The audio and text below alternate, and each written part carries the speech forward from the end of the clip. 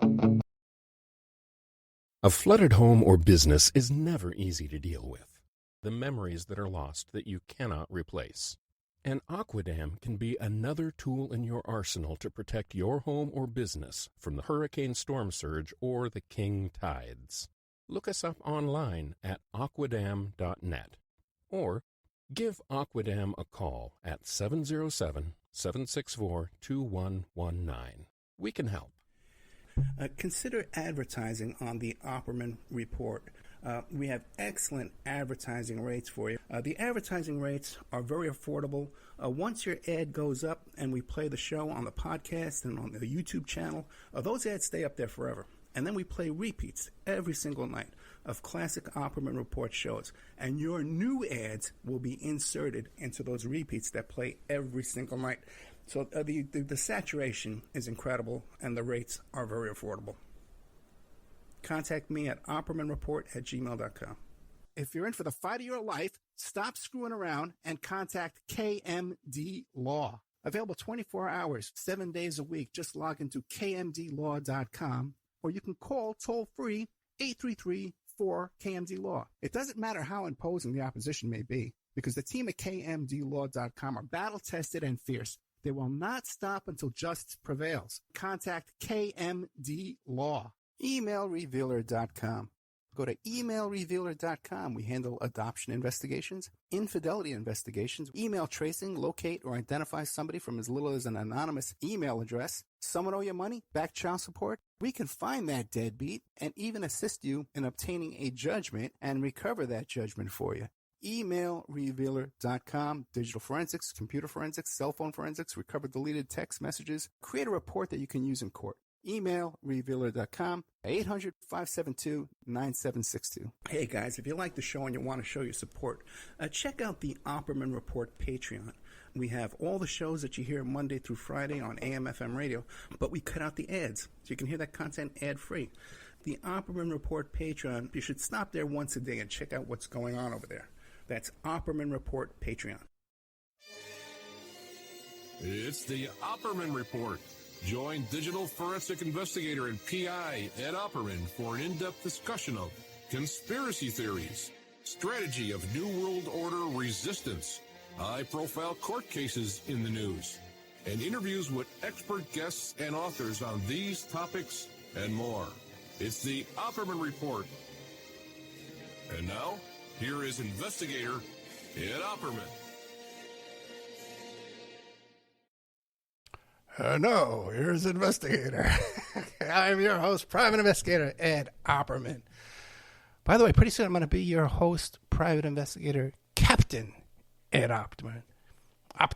Ed Opperman. I had a chance this week. Some friend of mine were in town and they chartered a ship, a little boat, charter boat. And the captain of the boat let me drive the boat around there. And we were talking about, he says, I should get my captain's license, he tells me. So it's not that much. He's offered to teach me, on his charters. He'll take me out there for free and teach me. And then I'll get my captain's license. So you take a class, from the Coast Guard. And that's about it. Then they give you a test and you're a captain. Captain Courageous Ed Opperman. That'll be me. Just to be called captain, I'll be happy. You know what I mean? I'll just be happy. Just call me captain. I'll never go out on a boat again my whole life. Welcome to the show. If you like our show, check out our Patreon, Opperman Report Patreon. A lot of great content there. Stuff you won't find anywhere else, and stuff you'll find weeks and weeks and months, if not years before you'll find it anywhere else in the news or the internet or YouTube or a podcast. Or anywhere, man. It's just amazing how much stuff I talk about them shortly after. And tonight we'll be playing a show about Mike Lindell and his computer contest he had. Our guest won the contest.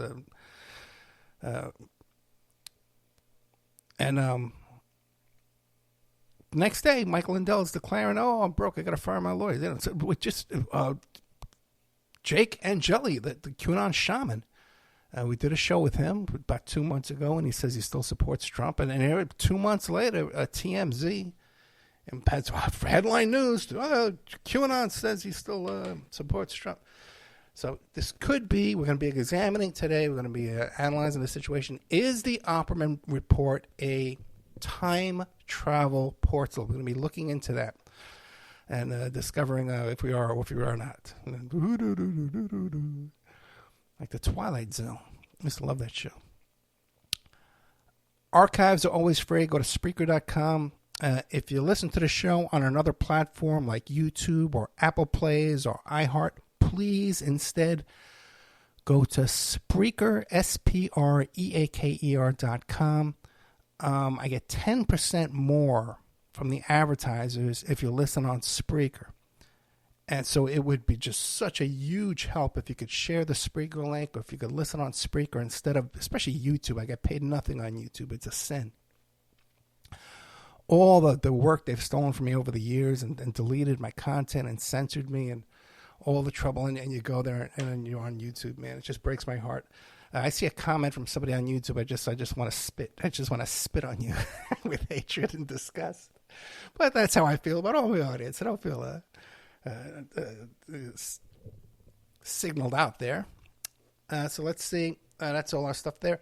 I want to thank the folks over at the Dali Museum, the Salvador Dali Museum in St. Petersburg, Florida. I used to be a member down there. I used to have a membership, but my membership has lapsed. But they're so kind to me because of the radio show. You know, when I ask, it says, hey, you know, you got an event there that's sold out. Hey, can I come down? Can I get a press pass? They had a poetry reading last night, and we had trouble getting tickets and admission, you know, but they just said, oh, don't worry, come on down, bring a guest.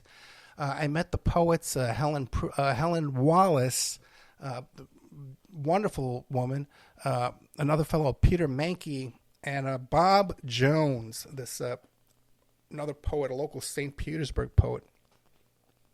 So once again, thank you so much. Last time I went there, too, they had sold out their tickets, and I says, hey, you know, can I come down? I got the radio show. I'll plug it on the show. And they ushered me into a special area in the seating. They introduced me to the speaker. Just so kind to me there. And it's a beautiful facility with all of the Salvador Dali art. And there's a little film on surrealism that's for free in the lobby. You know, there's a great gift shop. Not like a little gift shop, museum, little tacky gift shop. This is a real, a beautiful like boutique, you know, with the Dali artwork and books and films and, you know, and then the tchotchkes, like the mugs and stuff like that, and T-shirts, but just all beautiful artwork there. There's a little sections, too, where they have local artists exhibits in these rooms off to the side. You know, they'll have, like, high school. They had one there one time. It was kids, like in the third grade doing surrealist art. Just a beautiful, beautiful facility there. They have yoga. They're so kind to me over there. Just thank you so much, Salvador Dali Museum. And I'll be getting another membership there soon, I promise you. Oh, boy, there's so much. Oh, God, I had such a week. I have had such a brutal week this week. You have no idea. A little job I had, right? Get contacted. Hey, I got served with a complaint and a summons 18 days ago. I have to respond in 2 days. It's a divorce custody case. And the clients are people I've known for a long time. And we should have done this 2 years. I was saying we need to be proactive and file our own complaint in custody 2 years ago. I had a great case lined up for them. But, you know, that happens. People procrastinate. You know, you have issues and you become paralyzed with emotional paralysis when you're dealing with these kind of life events, especially, you know, when your children are involved and stuff like that. It's just a huge situation, emotionally draining. But they contacted me 2 days ago and said, okay, we were served 18 days ago. We have 21 days to respond. I says, listen, don't worry about it. I'm familiar with your case. Get me the complaint. And they were coming back from the courthouse, okay? They had met with some free legal, you know, advice down there. And I said, listen, don't worry about that. I don't want to see a photograph, an iPhone picture of the complaint, okay? I want you to stop at Kinko's on the way home, scan the complaint and the motion, and send it to me so I can read it, print it out, highlight it. And then I'm going to, don't worry, I'll stay up all night I'll get it done for you in 2 days. I know just the exhibits we need. Okay, so I went and started picking, I'd go online to different applications and chat rooms and stuff like that where I knew the text messages were that we wanted. And I was ready and committed to work all night long and get this done for them. And yesterday morning I got a message. Oh, they never, I'm waiting for them to pull the car over and send me the complaint. I said, okay, well, send it to you when we get home. No. It's a 2-hour drive home. Pull over now. Get it to me now so I can start working on it now. I'm going to work all night for you. And I get a message the next morning. Oh, good news. We did it ourselves. We filed the response, and we're all done. And,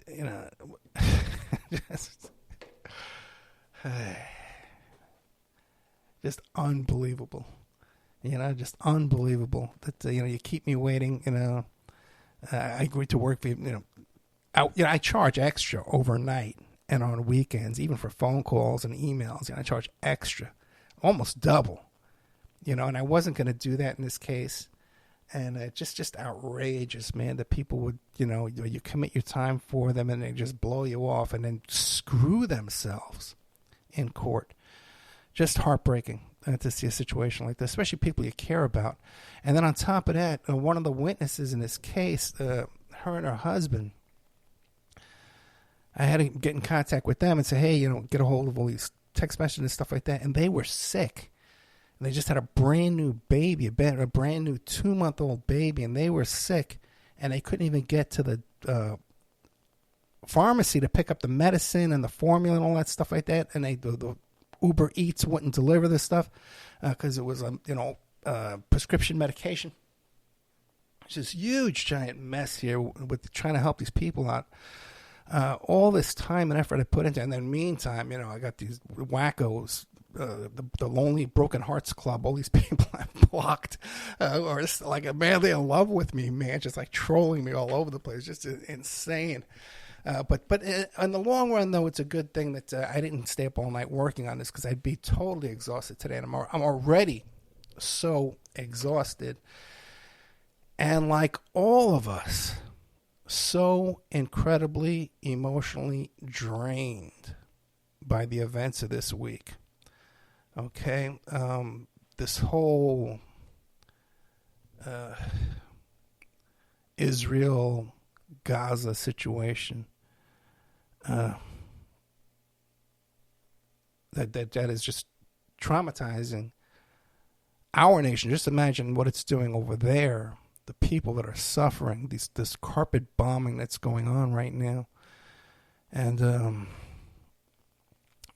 the division it's causing here in our country with people.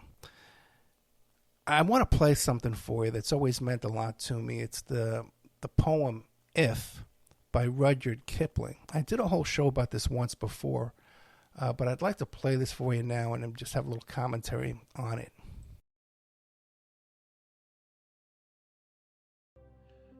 The Kipling poem is one of my favorites since I was a boy at school. My father read it to me once. And I think it to me as a little boy, it summed up what a man should be. If you can keep your head when all about you are losing theirs and blaming it on you. If you can trust yourself when all men doubt you, but make allowances for their doubting too. If you can wait and not be tired by waiting, or being lied about, don't deal in lies. Or being hated, don't give way to hating.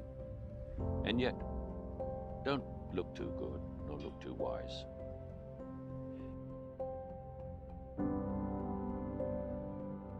If you can dream and not make dreams your master, if you can think and not make thoughts your aim, if you can meet with triumph and disaster and treat those two impostors just the same, if you can hear the truth you've spoken twisted by knaves to make a trap for fools, or watch the things you gave your life for broken and stoop and build them up with worn-out tools. If you can make one heap of all your winnings and risk it on one turn of pitch and toss, and lose and start again at the beginning, and never breathe a word about your loss. If you can force your heart and nerve and sinew to serve your turn long after they are done, and so hold on when there is nothing in you except the will which says to them, hold on.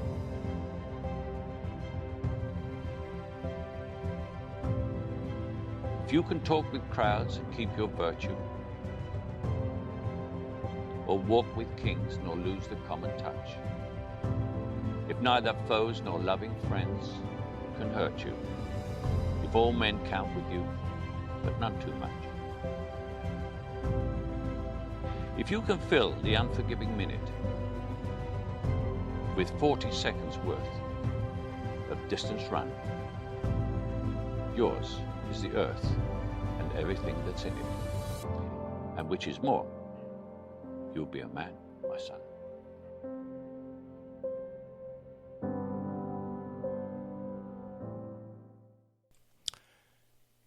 You know, I've been so blessed in my life to have a great father who taught me great manners and self-respect and dignity. And I do thank him for that. And when I first heard this poem, if you can keep your head while all those about you are losing theirs. When I heard this the first time in Mad Magazine. In Mad Magazine. And it was a joke, and it says, if you could keep your head while all those about you are losing theirs, you'll be the tallest one in the crowd. And I thought that was so funny.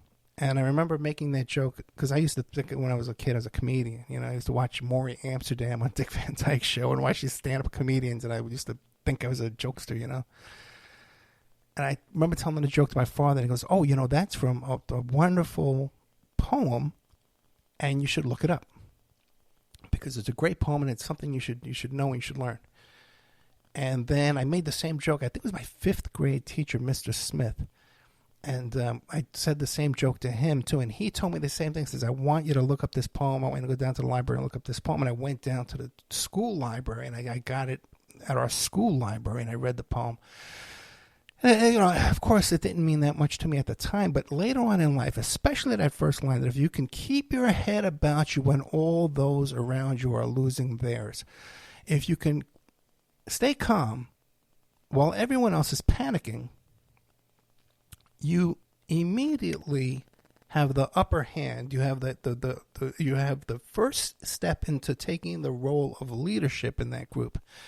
And I used that my whole life, and I've been in my whole life. I've always been the most aggressive guy in the whole, and I've used that. Says, okay, let me just when chaos comes, when crisis comes, is when I'm the calmest, and I do that purposefully.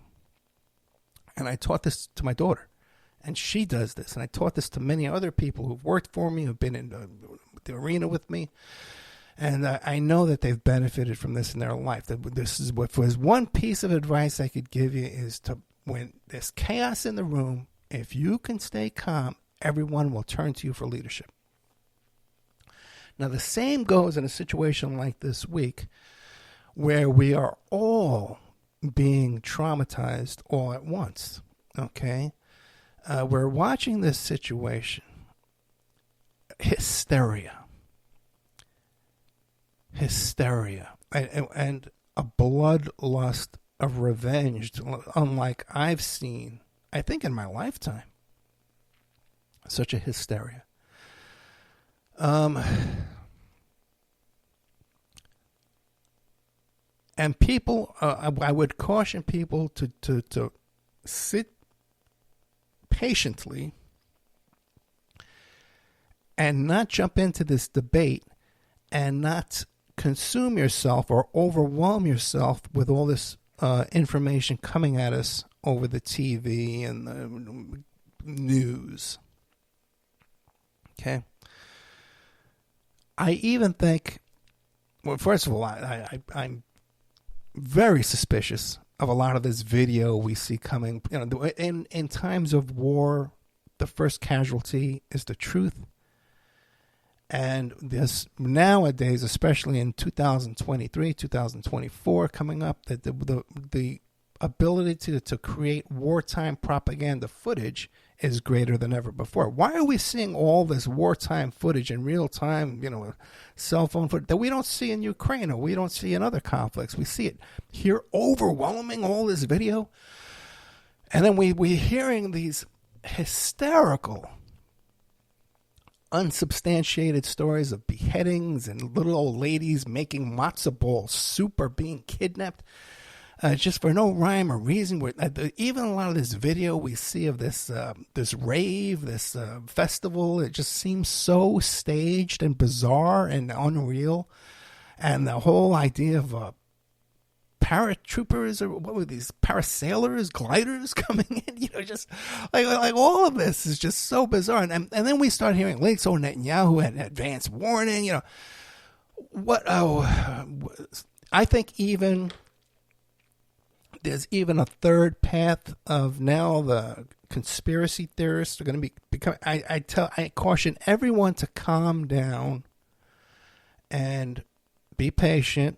Okay, and let's reserve judgment on all this until the dust has settled. And unfortunately, we're seeing, you know, carpet bombing, and all of North Gaza is going to be flattened and be depopulated and taken over by Israel. The map has changed as of now.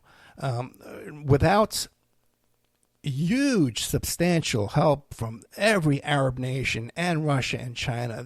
There is no. This is not a fair fight. The where it's going now, and for even more funds to be dumped into the lap of Israel. When you see these videos, they have so many tanks and so many fighters. They don't have the population, the people to fill all those and drive all those tanks at this point. They just don't have it. The training it takes, you know, suddenly we're going to be loading them up with more munitions. It doesn't exist, okay?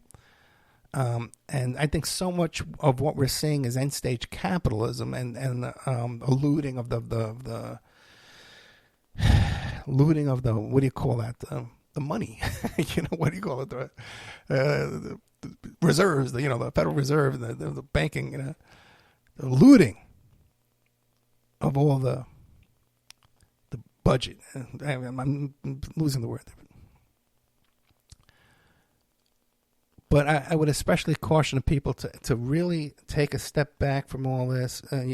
All of our shouting at each other and losing friendships, which I'm so disgusted by some people. I can never be friends with them again.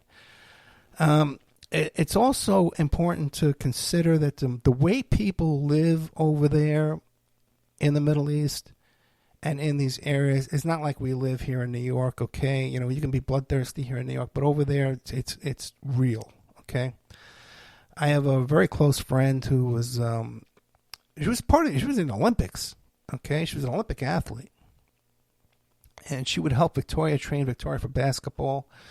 And she was part of the protest movements here, Black Lives Matter, George Floyd, the Standing Rock and all the Bernie stuff, you know, part of a leftist activism in Las Vegas, to the point where the police were targeting her, you know, and trying to get her arrested and following her home and checking for warrants and stuff like that. She had to leave the country. She went to live in Palestine for a while, then went to live in Israel, lived in Africa.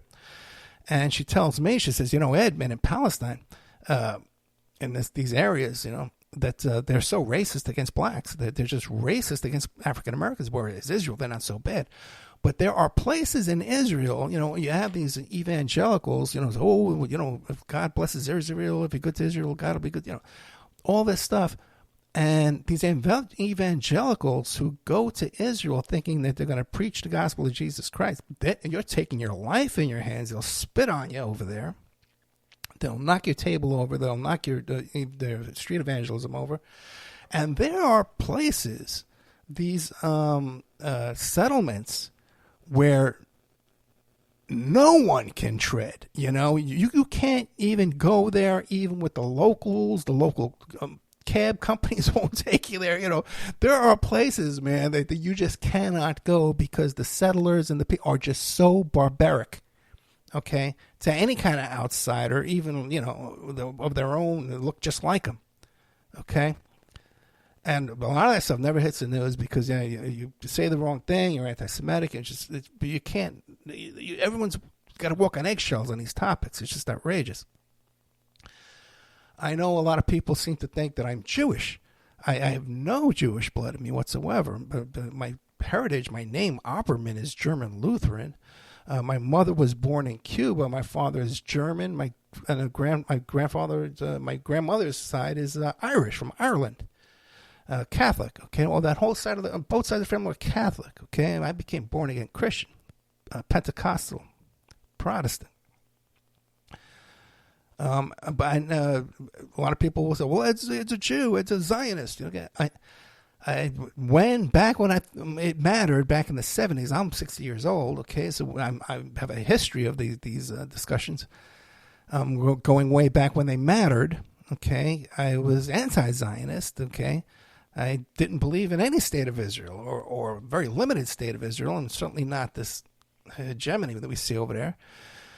But then over the years, we have a situation now where, there's people, great grandkids have been born there. Their great grandfathers founded the joint.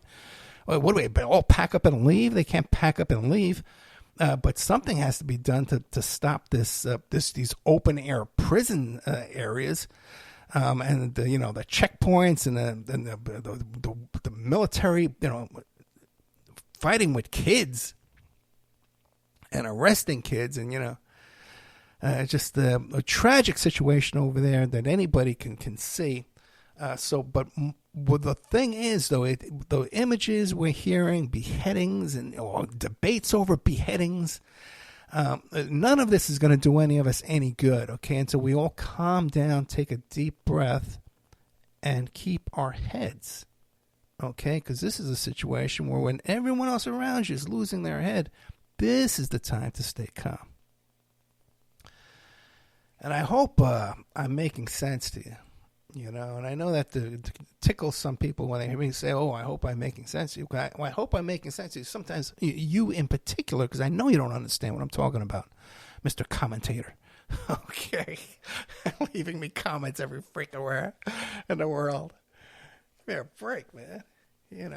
There's some people just don't, you can smack them in the head with a they can't get it.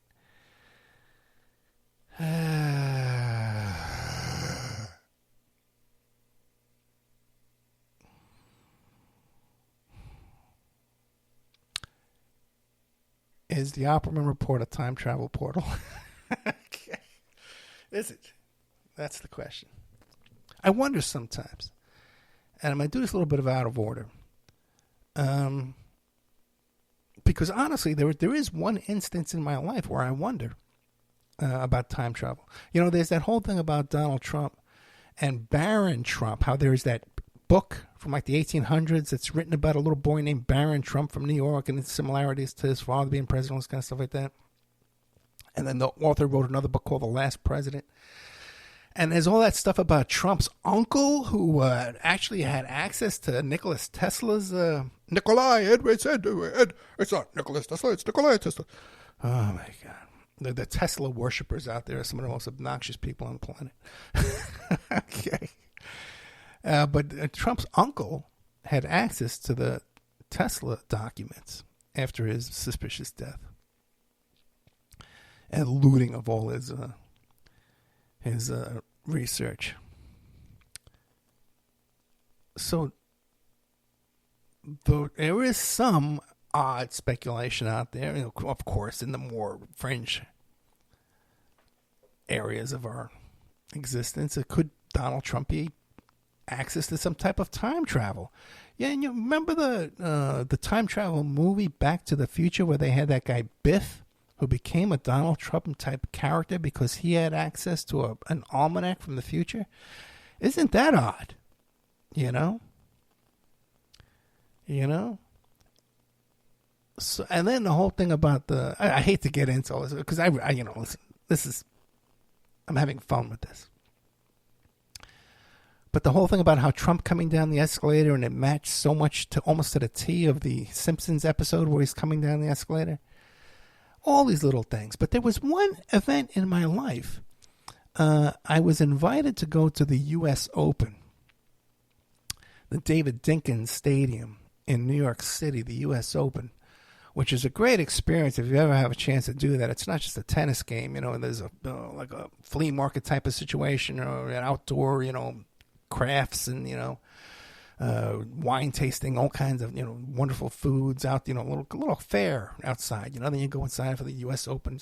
It's very interesting, very steep. The stadium is very steep. You feel like if you had a couple of drinks, you could fall down, This particular time, it was the day after Princess Diana had died in that plane car crash. And we had great seats. In fact, I went with a buddy of mine who was one of my smuggling buddies. We used to smuggle together. And he had gotten caught early on before any of the other of us had, at least before I had. And that's really all that really mattered. Because when they got me, that's when everything hit the fan. But when he got caught, of course, I paid for his attorneys and stuff like that. And we worked on his case and made sure that he didn't have to do any jail time. But then I paid an extra $10,000 at that time. This is around Princess Diana time. I paid an extra $10,000, which is a lot of money back for those days, man, for him to keep his stockbroker's license. So today, he's a very successful, wealthy man. And at the time, he was a very successful, wealthy man too, and had access to these box seats there at the U.S. Open. And who was sitting not even 20 feet away from us, but Mr. Donald Trump. I could throw a rock and hit him. Okay? His seats were a little bit better than ours, but not much. And he was there with a couple of these blonde models. And I remember this one model, she was like, they were all standing, And when he left, right away she put her sunglasses on. And you could tell she was had a really bitchy attitude, She had all big smiles, and waving her baby blues and batting her eyelashes at Mr. Trump. But once he left, she had her sunglasses on. She was, bitching and moaning about every little thing. But the thing is, man, remember that the activity's taking place down on the tennis court, and I'm above Mr. Trump. But every time I'm watching a game, every time I'm moving my head around, I look by, my head passes by President Donald. He's staring daggers at me. Staring right at me. Out of this whole stadium. A lot of people there. It's unsettling. I didn't know the man. I'd been to Trump casinos and stuff like that. I'd seen him in person, stone's throw away, but not that he would know who I am, or I would, never shook his hand in my life. But there was one incident prior to this where possibly, and I always thought, well, this must be the reason why he's staring at me like this, giving me these dirty looks, is that when the whole thing came out about Marla Maples, that Trump was having an affair with Marla Maples when he was still married to Ivana Trump, and the tabloids found out about Marla Maples. It was all over the news that weekend, and when I went out with some friends of mine who were flight attendants, they said, "You'll never believe who's staying at our flight attendant apartment in Manhattan." And I said, "Who?" They go, "Marla Maples." And I says, "What?" She goes, yeah, she came in. She didn't even have luggage. She had 2 garbage bags with all her clothes in, and she's hiding out in our apartment because she's a friend of one of the girls there. And so I said, "Oh, my goodness." I says, "Hey, let's tap the phones." This is before cell phones or that. I says, "I can go in there and put a recorder on the phones, and we'll sell it to the tabloids. We'll have all this kind of information to the tabloids." And they all got mad at me. "Oh, how could you dare say that?" Oh, the poor girl, she said, "What are shopping bags?" She's on the run from the paparazzi, and here you want to betray her and sell her to the paparazzi. I said, all right. I don't need the money anyway. Okay, I'm paying for the whole night out. Okay, you forget who's paying for this night out. Okay. And, hey, But a few months after that, I remember, a few months after the Marla Maples incident, or maybe even a few weeks after, I was sitting with Bo Deedle, the private investigator, and I had mentioned about how my friends were with Marla Maples, and I made a joke about wanting to tape the phone calls and sell it to the tabloids. So I always assumed that it was Bo who ratted me out to Trump.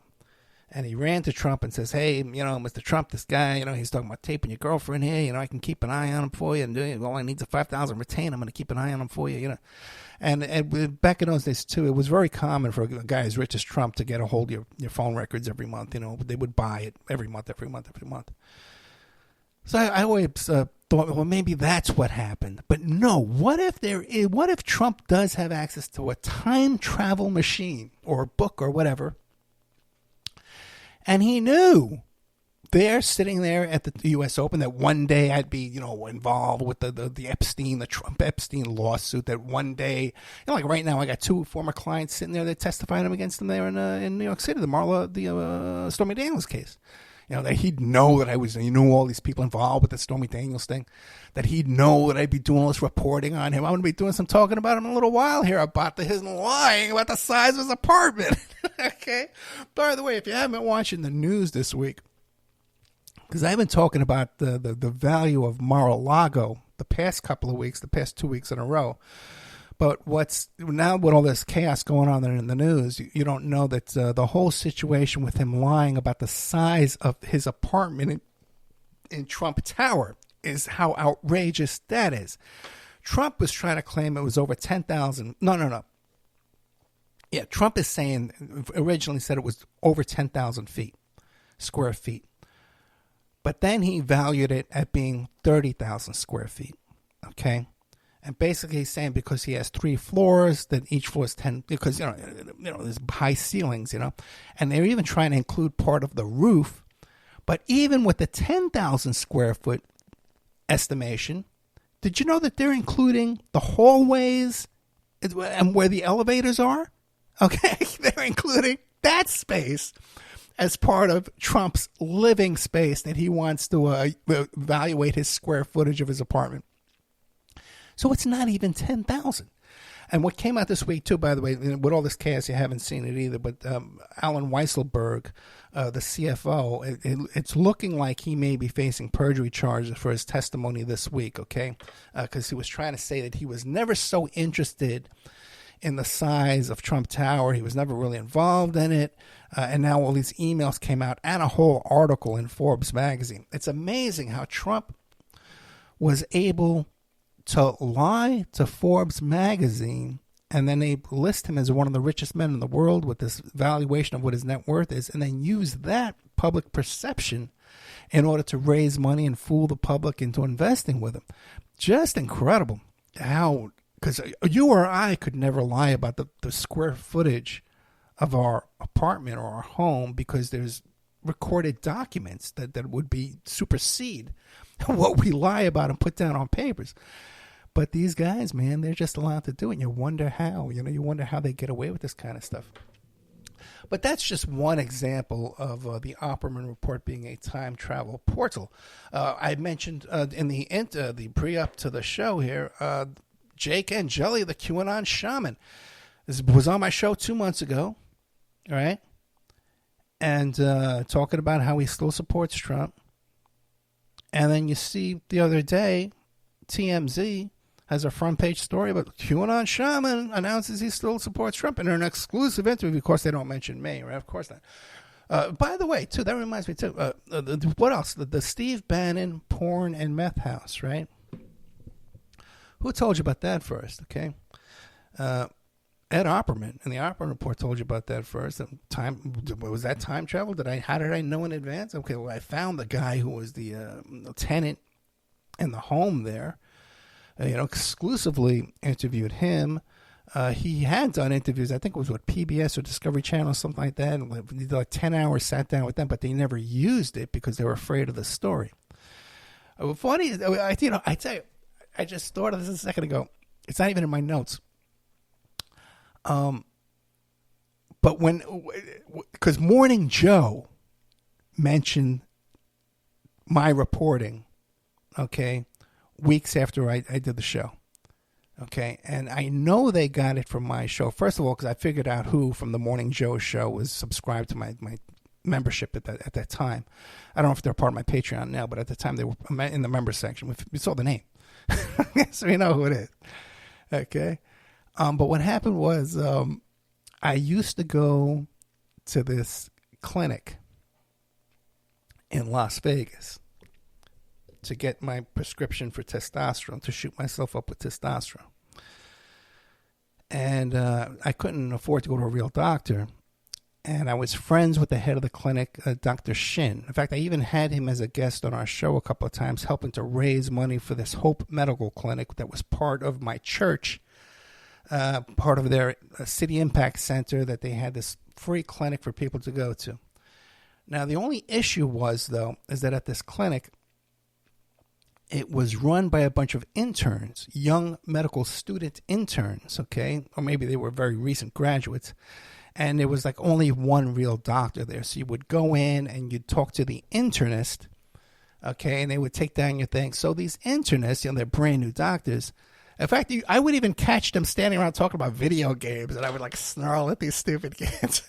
We would disgust, at these kids. But what do you call it? So these kids, you tell them what you want, but they would try and find, they were trying to discover a new disease or whatever, So I'm talking to one of these kids one day, and I go, I'm a private investigator, I got this talk show on the radio.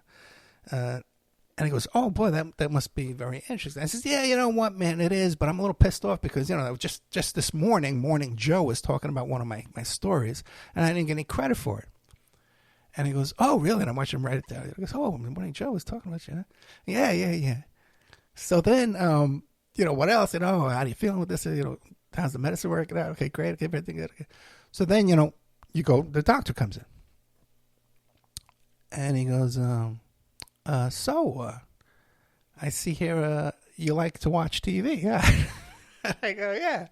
Yeah, I said I really don't like to watch TV that much because I don't like to get addicted to a new, series like Breaking Bad or, maybe it was Mad Men at the time. And I don't like to get caught up on these series and then I get addicted to it and I got to watch it. So I'll keep the news on in the background. I don't like to get too caught up in TV shows that I got to watch it every week. He goes, oh, so don't you like to watch the news then? Oh, that's very interesting. So, and then when you watch the news, sometimes you hear them talking about you. you hear them talking about you on the news. And I says, yeah, sometimes.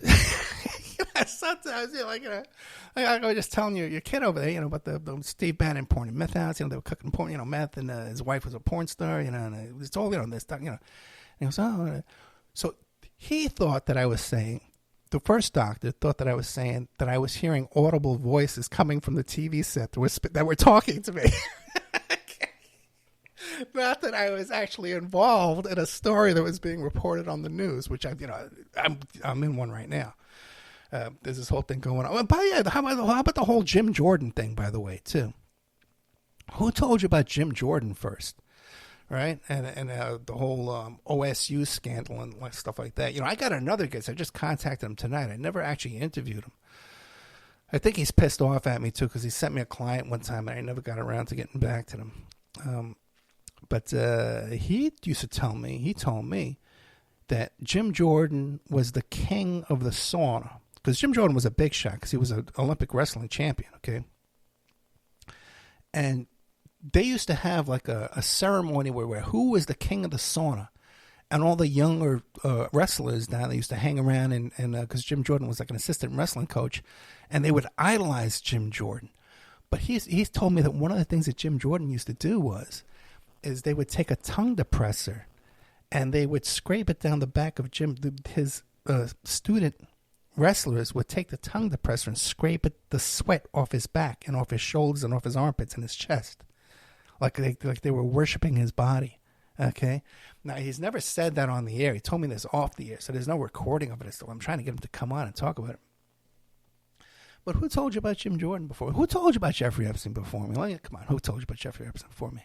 Talking about Jeffrey Epstein in 2013. You know, and what they weren't allowed to talk about that until Julie K. Brown came out and started talking about it, you know, years and years later. And even then, it really didn't come out until the arrest and the death and all that kind of stuff there. And that's how I got hired in that lawsuit, is because when you went to, first of all, when you Googled Ed Opperman, you went to Google Images, you'd see a picture of Jeffrey Epstein would come up. And on YouTube and stuff like that, you know, that was the only guy talking about Epstein back in those days. Sarah Palin, you know, when I did the Sarah Palin investigation, who knew about, even I didn't know, about the Russian influence in the Sarah Palin campaign. Didn't find out till years later that John McCain was getting money and funding from this Russian oligarchs, you know. We had no idea at the time, you know. But who was talking about Sarah Palin first? Hunter Biden laptop. Who knew about that whole story about the different laptops? Everyone was talking about that crazy story about the John Mark Isaacs, you know, with the computer repair guy, the blind computer repair guy. And everybody was repeating that story for years, man, until I started talking about the whole Keith Abloh thing and the second laptops. And now we know all the stories about the counterfeit laptops coming from Russia. Kevin Spacey. Who did a show about Kevin Spacey, man, before anybody knew about Kevin Spacey? His own brother didn't know that he was on the Epstein plane. You know? I think it's time travel. I think that Ed Opperman is a time travel portal. That's the only logical explanation to all of this. Michael Jackson. I knew about Michael Jackson before anybody. I knew about him back in '93 before Geordie Chandler. Stormy Daniels stuff, man. Who knew about that? He was up to his neck in that. Maybe it's not a portal. It could be. It could be a portal. You never know. Let's see what's going on here. Let me tell you what we're doing on time. I'm so tired, you have no idea.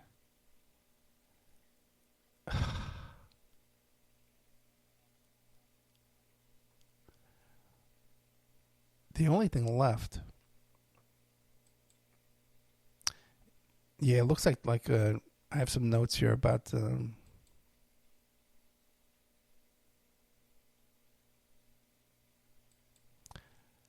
I don't even know what some of these notes say. I don't even know what I'm talking about in some of these notes. Okay, and they make no sense.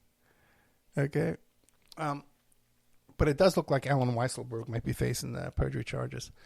So we'll keep an eye on that for you. Coming up after this will be, first we're going to be doing a story about Mike Lindell. Again, you know, time travel. Although I don't think we'll be touching on time travel in the show. Then the Young Jerks, our fellow there from the Young Jerks. Now that show's been up in our member section for quite some time. He's a marijuana expert about the marijuana. His show, he has a podcast, and most of it is, Mike Crawford is his name. And we talk about cannabis, politics, and stuff like that. And then also, too, he's involved with this true crime case that he's all excited about. Over the weekend, too, I'm probably going to play the May Pang show because it's a 20-minute show. It's in the Patreon. If you can help us out by supporting the Patreon this month, it would be a huge, huge help to me. This month, I am so behind on bills. I don't know what I'm going to do. They're actually going to put a lien against my condo. They had done this, what do you call it, assessment, you know, to replace some of the roofs around here. And they were sending me this bill every month, but I have it on automatic payment, so I didn't know. And now they sent me a letter saying, hey, you got to come up with $750, otherwise we're going to put a lien on the condo. And then also, too, my Progressive Insurance is doing a job on me.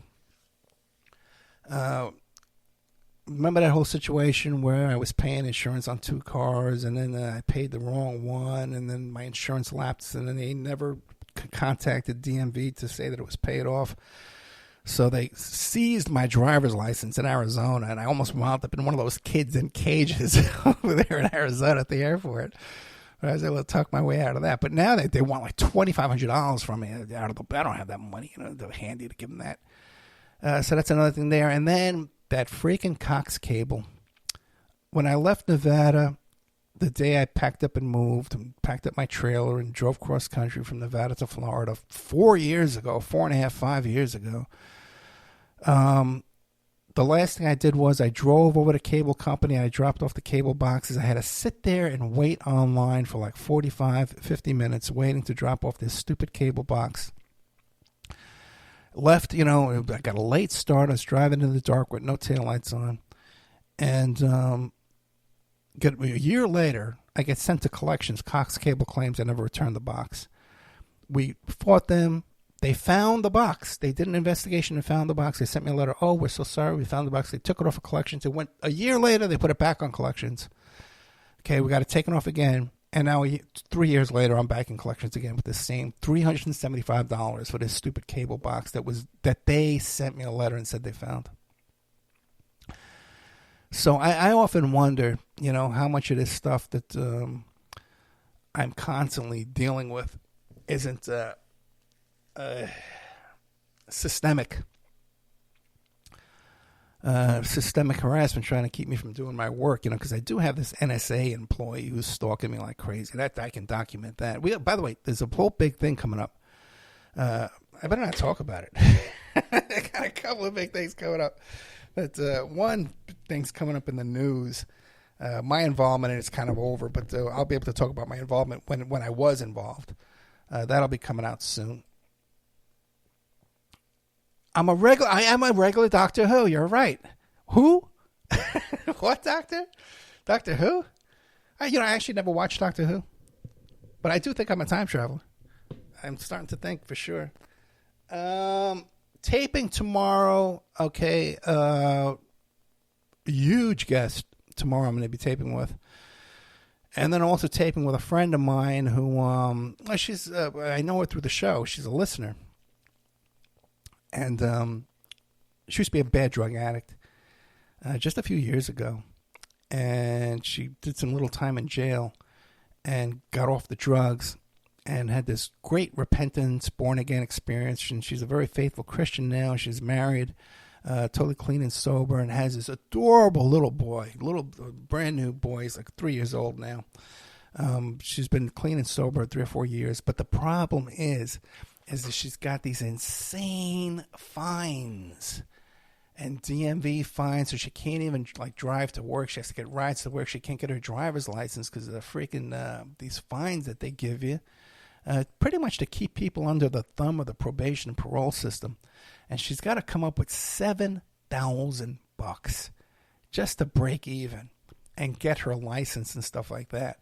So she's got this GoFundMe. Her name is Adriana Frizzell. Frizzell, and if you go to GoFundMe and you look up From Addict to a Future, I'll have the link in the description of this show here. It's on my Facebook. I think I put it up on Twitter. But part of the problem is I got these lunatics on Twitter, man. I blocked a bunch of people and former guests too. And they've become just so heartbroken that they don't have my attention anymore, that they've just become obsessed with me. It's the saddest thing. Grown men, just obsessed with me. I can show you some of their emails. I love you. Please unblock me. Oh, I'll do anything. The saddest, most pathetic thing you've ever seen in your life. And so I have to be very careful what I post, because otherwise they'll stalk this poor young girl, a young mother. But if you go on GoFundMe, From Addict to a Future, it's Adriana, Adrianna Frizzell, Frizzell, and her beautiful son named Jace Marcellus, a picture of him too. Oh, what a gorgeous kid. You got to check this out. And she's trying to raise about $5,000. So to get her back on her feet. She's married now. She's got a great husband. He's got a great job. But they're struggling, man. They got like 2 or 3 jobs each. And what happens, too, is sometimes she'll get a job, and then after the criminal background check comes back, she gets fired from the job. But she's listening to the show, and that's how we met. We've become friends. Actually, we met because some of these people were stalking her, too, just for being a listener, just being a Facebook friend of mine and being an Instagram friend, that they singled her out and started stalking her. These people are just insane. It's just so crazy. I'm a regular Doctor Who. Okay, we're doing our time here. Great stuff. We had Matt Sergio come back, and we did a 2-part show with him about some great stuff, man. The Tavistock type stuff going on over there in England. And then John Hankey, who's done all those documentary films about the RFK assassination, and he's done one about the JFK assassination, especially where he talks about Ted Shackley being arrested at the day of the assassination in Dealey Plaza, and George Bush being arrested there too. A lot of new information I never heard before. So we did an episode with him. We're doing a second episode with him on Sunday. Got a huge legendary guest coming back on the show that I can't mention his name either because people bother him. And then tomorrow I have a guest returning too who's finally retired. And the first episode is historic. People talk about it all the time. And the second one now, he's retired. He's had to move to Europe, because of issues here in the country. And he's just written a book. So we'll have that. Once it's in the can, I'll be able to talk about it. It's so funny, too. I was talking to Matt Sergio about some different things, yippies and stuff. And we were talking about Dave McGowan, weird scenes inside the canyon. And I was remembering about how when I first had Dave on the show, he would say, well, who wants to listen to me? Who would want to hear me be interviewed? Because no one, they could read my blog and my website. And he had that goofy website with the long title, whale, blah, blah, blah. They couldn't even find it, And his attitude was like, who would even want to hear me talk? Who would want to hear me? And here he is now, such a legendary figure. It just blows my mind when I think back about it. I was listening to some old stuff where we were talking about him. But anyway, tonight's show is over. I would appreciate it if you could help me out and become a Patreon or just make a donation. We go to oppermanreport.com and check out the donate button and help us out there because my expenses this month are just overwhelming. And it's really hard to keep up. There's such a glut of podcasters out there now just muddying up the waters. With all this kind of, just news. Well, it's not even new, but it's pretty much regurgitating stuff I was talking about 10 years ago. But just diluting all this information. So it's really hard to make a living in this business now when there's just so much people just diluting all the waters out there, So if you could help us out there with a donation or a, what's that thing called? A Patreon. Sign up to our Patreon. Always putting up new content there. Plus, we put up a lot of old stuff that people have never seen before. New content goes up every single day, though. You can't miss it. All right, guys. Coming up to this will be the Mike Lindell story. So good night. Thank you. We'll talk to you soon.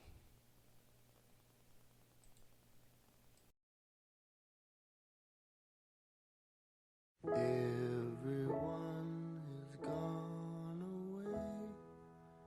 Can you hear me? Can you hear me? No one cared enough to stay. Can you hear me? Can you hear me? You must remember me, oh man. I know that you can if you try. So just open up your eyes, oh man. Look who's come to say goodbye.